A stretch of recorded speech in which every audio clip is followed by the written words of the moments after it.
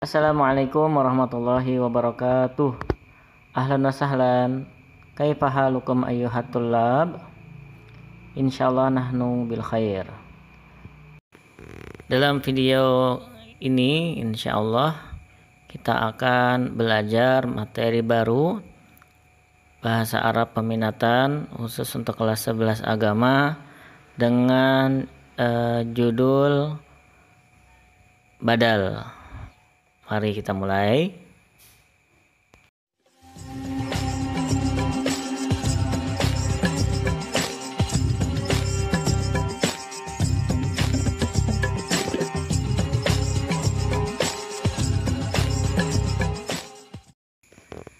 Badal. Badal adalah posisi kata yang menjadi perinci dari kata yang ada sebelumnya. Saya ulangi, badal adalah posisi bagi kata yang menjadi perinci bagi kata yang ada sebelumnya. Fungsi dari posisi badal ini ialah menambah kejelasan kata, baik itu sesuatu ataukah seseorang, menambah kejelasan dengan cara menyebutkan rinciannya, menyebutkan kata-kata tambahan untuk menambah penjelasan, menambah kejelasan. Sebagaimana biasa Bapak akan berikan contoh, mudah-mudahan dengan contoh-contoh yang Bapak berikan, definisi dari badal di atas itu bisa dipahami dengan baik. Bapak akan sebutkan contoh. Aisyatu tuqabilu Fatimata fis-suq. Artinya, Aisyah bertemu Fatimah di pasar. Ini contoh kalimat sederhana. Ada Aisyatu, isim ghairu munsharif, posisinya mubtada, hukumnya rofa, dan karena rofa dibaca dengan akhiran harokat dhammah. Karena dia isim ghairu munsharif tidak boleh bertanwin, maka dhammahnya cukup satu. Tuqabilu fi'il mudhari', domirnya hiya, kembali kepada Aisyah. Fatimata juga isim ghairu munsharif, isim yang tidak boleh bertanwin. Posisinya di sini sebagai maf'ul bih. Masih ingat ya, maf'ul bih, objek dari aktivitas pekerjaan sebelumnya, yaitu menemui. Siapa yang ditemui Aisyah? Yaitu Fatimah. Berarti Fatimah ini objek dari menemui. Dalam bahasa Arabnya diistilahkan maf'ul bih. Fatimah posisinya maf'ul bih, hukumnya nasab. Setiap isim ghair munsharif ketika nasabnya dibaca fathah zahirah. Juga karena dia tidak boleh bertanwin, maka fathahnya dikasih satu saja, Fatimata. Fi harfu jar, as-suq isim mufrad biasa, posisinya majrur biharfi jar, didahului huruf jar fi. Hukum majrur biharfi jar adalah khopat. Isim mufrad ketika khopatnya diberi harokat akhiran kasrah zahirah, as-suqi. Dalam kalimat ini belum ada posisi badal. Tadi Bapak ingatkan kembali, posisi badal ini fungsinya menambah kejelasan kata dengan menyebutkan rincian kata tersebut. Nah, dalam kalimat sederhana tadi kita ingin tambahkan rincian untuk memperjelas kalimat ini bagi orang yang mendengarkan. Sebut saja misalkan orang yang kita ajak bercakap tadi, kita omongin tadi, dia kenal Aisyah, dia kenal Fatimah, tapi dia kenal Aisyah, ada beberapa Aisyah. Terus dia juga kenal ada beberapa temannya juga punya nama Fatimah. Ada beberapa nama Fatimah. Agar menambah penjelasan, agar dia yang kita omongi tadi itu langsung mengerti, langsung paham apa yang siapakah Aisyah yang kita maksud, siapakah Fatimah yang kita maksud dalam kalimat ini, kita tambahkan rinciannya, yang kemudian diistilahkan posisi sebagai badal. Sebut saja Aisyah di sini, Bapak kasih rinciannya. Rinciannya Aisyah ini adalah putrinya Abu Bakar. Kemudian untuk kata Fatimah, Bapak kasih rinciannya bahwa Fatimah ini Fatimahnya anaknya Muhammad. Nah, jadi kalimatnya nanti akan berubah maknanya seperti ini. Aisyah anaknya Abu Bakar itu bertemu Fatimah. Fatimah siapa? Fatimah anaknya Muhammad di pasar. Nah, orang yang mendengarkan kalimat seperti ini, dia tidak akan ragu memahami bahwa Aisyahnya bukan siapa-siapa, tapi Aisyahnya putri Abu Bakar dan Fatimahnya adalah putrinya Muhammad.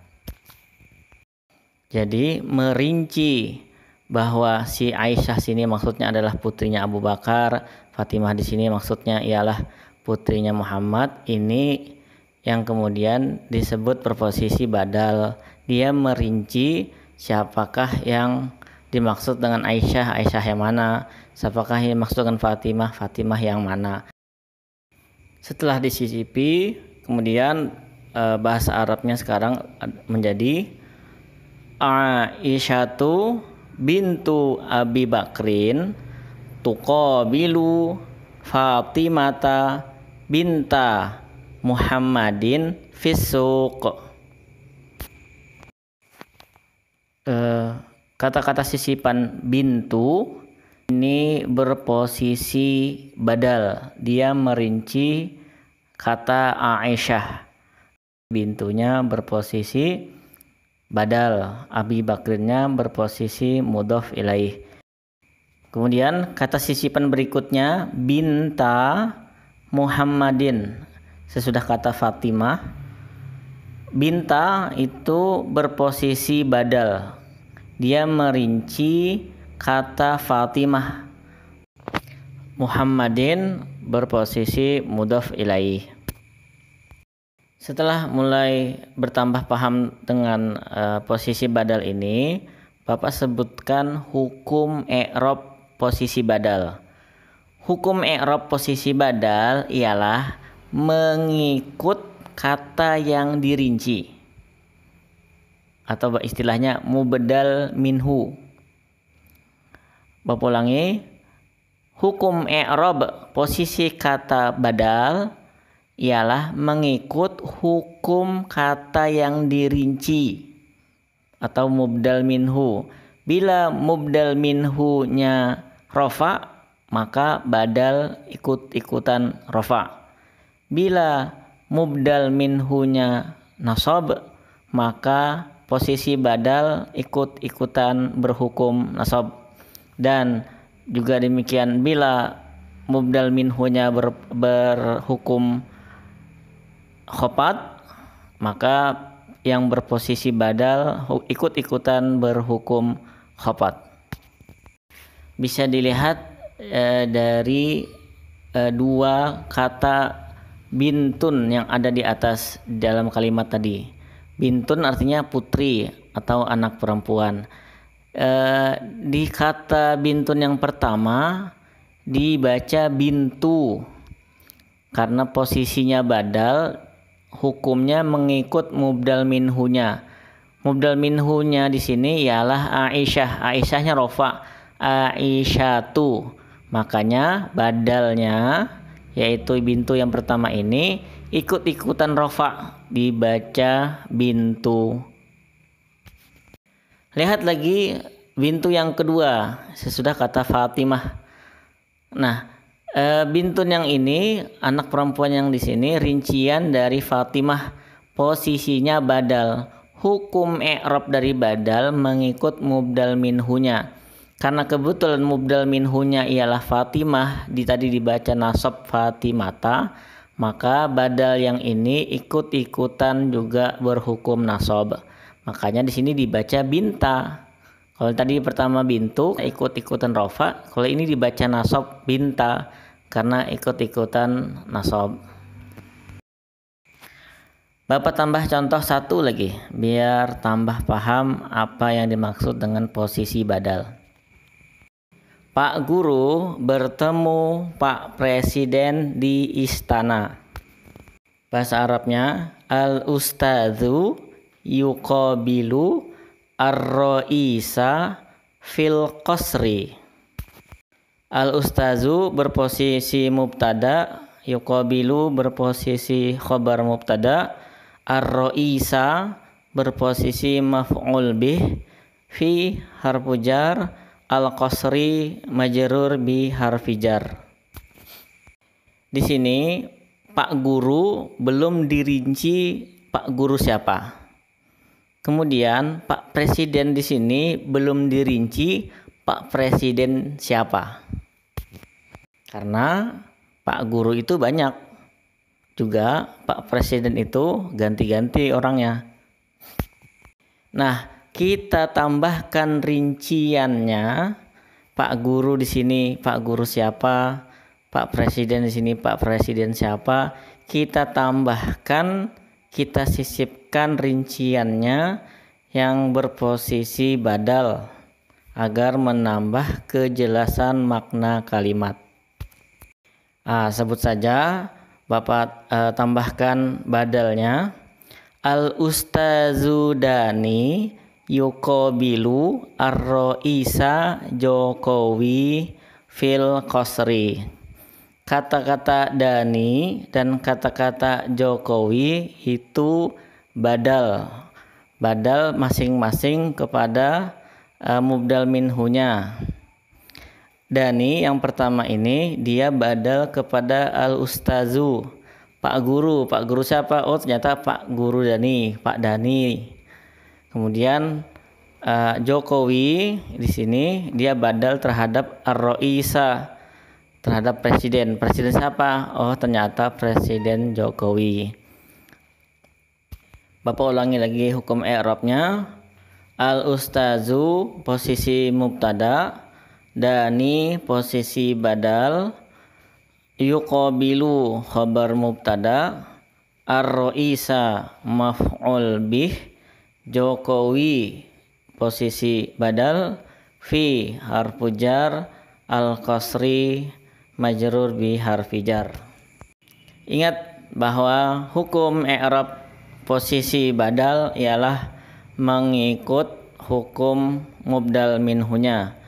Di sini mubdal minhunya al-ustazu rofa, maka kata-kata Dani harus ikut-ikutan rofa karena dia badal. Juga demikian Jokowi ini badal bagi ar-ra'isa. Ar-ra'isanya maf'ul bih nasab, maka Jokowi juga ikut-ikutan nasab. Tapi karena dua nama di sini yaitu Dani dan Jokowi adalah nama bukan Arab, maka tergolong isim yang mabni yang tidak terjadi perubahan apa-apa cara bacanya. Sebagai penutup belajar kita hari ini, Bapak berikan beberapa kesimpulan. Kesimpulan yang pertama, bahwa posisi badal ialah posisi kata yang menjadi rincian kata sebelumnya. Kesimpulan yang kedua, fungsi dari posisi badal ialah menambah kejelasan makna kata dengan menyisipkan rincian kata tersebut.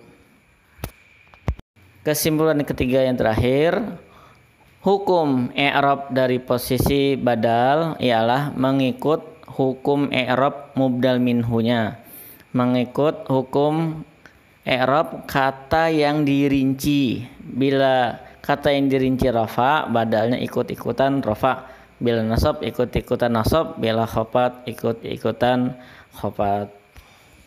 Itu dia anak-anakku pelajaran kita hari ini. Mudah-mudahan bisa dipaham. Kita berharap, kita berdoa kepada Allah agar memberikan kita pemahaman serta diberi keberkahan ilmu ini dalam kehidupan kita. Amin ya rabbal alamin. Bila ada yang ingin ditanyakan silakan hubungi Bapak. Bapak akhiri billahi taufiq wal hidayah. Assalamualaikum warahmatullahi wabarakatuh.